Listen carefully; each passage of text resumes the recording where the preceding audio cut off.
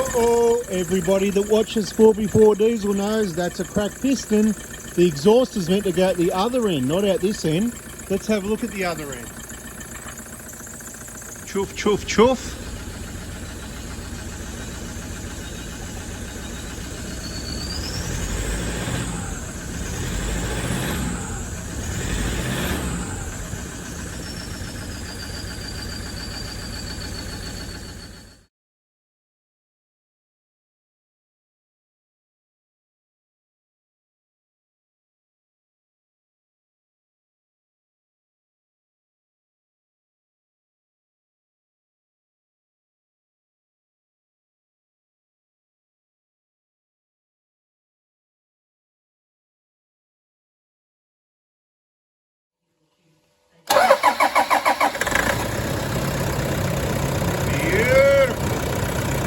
Like a new one.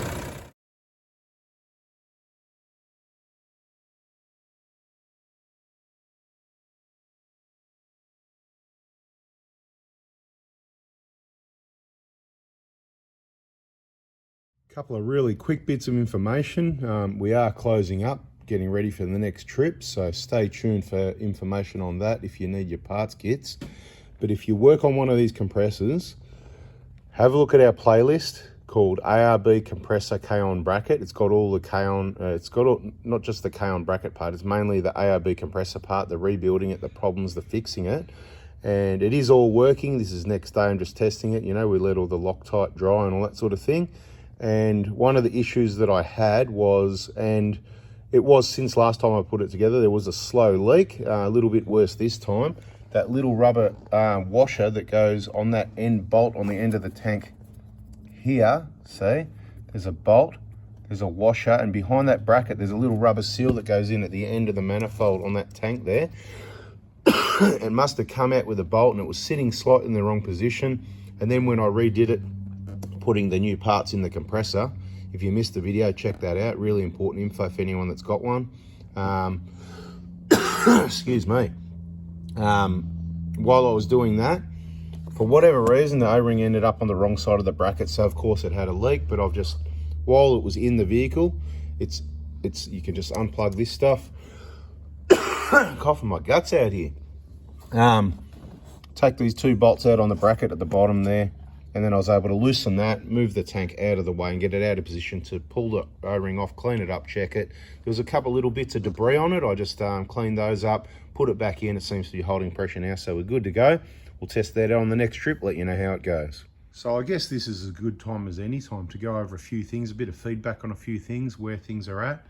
So let's just recap with, yes, we're closing up for our winter break. We have a winter break every year to obviously too much work. There's a lot more goes on behind the scenes, and obviously we do close up. That way we're not taking any more inquiries, any more text messages at all whatsoever, unless it's emergency from a VIP member. Not that we can help. So like that engine replacement, it's all done. No more engine replacements. It'd be late August before we could help you.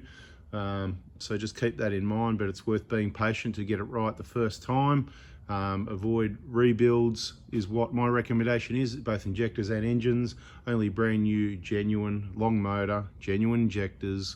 Get the injector kits from me. Your last chance Monday the 24th of June before we close up, and then we've got to finish off all the work. We've still got work to do. We've got to finish all the work. We've got to do workshop maintenance. We've got to do restocking parts.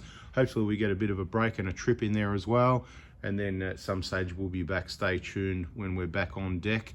The Prado Hospital Facebook page, there'll be some announcements. So if you're ever going to buy parts from me, parts kits, the Prado Hospital Facebook page, like, follow, subscribe, turn your bells on and all that stuff. And of course announcements on the YouTube channel here, so you don't want to miss it. Subscribe, turn the bell on, all the important information. Now let's just try and take this a few more minutes to go around this engine bay and talk a little bit about maintenance, what I've done, what I'm planning to do. This vehicle is a keeper. It's done nearly 450,000 kilometers. It's had a lot of maintenance, and most people that watch the videos already know that I look around for what can I do next to, you know, catch, you know, beat it at its own game, if you like. Toyota didn't expect really us to be using these vehicles in this harsh environment for 500,000 kilometres or 1,000,000 kilometres. So it's going to need some special maintenance if you're going to do what I do with them or anything like it to keep it going. So starting at the engine bay around this side, brake fluid change should be every 2 years or 40,000 Ks, whichever comes first. It's really a time thing because brake fluid is hygroscopic. Check out the brakes playlist for more information. I don't think this was done that long ago. At some stage it did have the blue dyed one in there, which is why it's a bit discoloured. And you'll watch my videos, you'll see the brake fluid flushes I've done, and as I've said a number of times, not much left, but you watch, it'll change colour, and there it is. But it's still good condition. K&N filter hasn't been out since before the last trip, so it's copped all that out back trip. I haven't even looked at it. That's how confident I am. I've never seen a better air filter in one of my engines.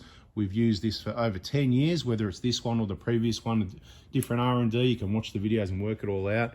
That's what's in there. It breathes well, and it doesn't block up like paper filters, and it doesn't leak and let the dust through like the paper filters do that we see here in the workshop, and of course on the trips and all those examples. So that's the air filter. MAF sensor, I'll probably give it a clean before the next trip if I didn't already. I can't remember if I did it or not since I got back because of the oil on here, and I may re-oil it before the trip. We'll just see if I have time or not. Because of the excess oil, you do get a little bit of oil on that, and it doesn't really cause any issues, but keep it clean anyway. Compressor, we've just rebuilt and did the upgrade, so check out the videos on that, the playlist. Like I said, it's called ARB compressor and K-on bracket or something like that. It's got all the ARB compressor info you need, and you will need it. There's some maintenance you can do to help it from breaking down with that little bearing. You could just pop the end cap off and lube up that bearing, take the piston out. It's just a really easy job. Hardest part's getting it in and out of the vehicle. Make sure you got some Loctite. I used, what did I use in the end? 263, I think it was 263. They recommend 272 for that little axle and the little bolt there. But anyway, coolant's nice and fresh. It's on a perfect level. The cap did get replaced at some stage because I just did it because I can. I'm thinking about replacing that tank because I want a nice new white one, and I'll get one while I can get my hands on it, hopefully, you know. That way I'll have a spare one for the workshop, whatever the case may be. So I might replace that. I have replaced the hose underneath it many years ago. No need to worry about that though. The BFE was done recently before the last trip with a new fan hub and a new radiator, just because I could, all prevention type stuff. Working our way around the red Optima over there. I refreshed those. How many years ago was that now? Well, the original ones went in at about 2014, 15, somewhere there. They were 5.5 years old, so I guess that must have been about 2020, 2021. I put a fresh red top in there, which is going great, like they always do. I was a bit doubtful on the blue top, so I'm going to give you some feedback here. The blue top that was up there was a 2019 blue top, sitting on the shelf for a couple of years, had a UHF connected to it, probably got flattened a bit a couple of times. Anyway, put it in the vehicle about 21 with this one. This was new. That one was the 2019, so there was a blue Optima 55 there, did the job fine. But I had concerns. I see the voltage around at 12.3 and that sort of thing, like I did with the previous battery. How silly am I? Twice in a row. So change the first one at 5.5 years. Still good. It's still in someone's boat now. Years later, no problem.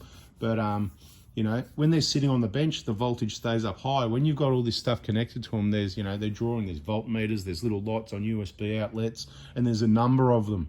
So I thought that Optima Blue Top was maybe getting a bit average, so I put a nice fresh dual force, which I am happy with at this stage.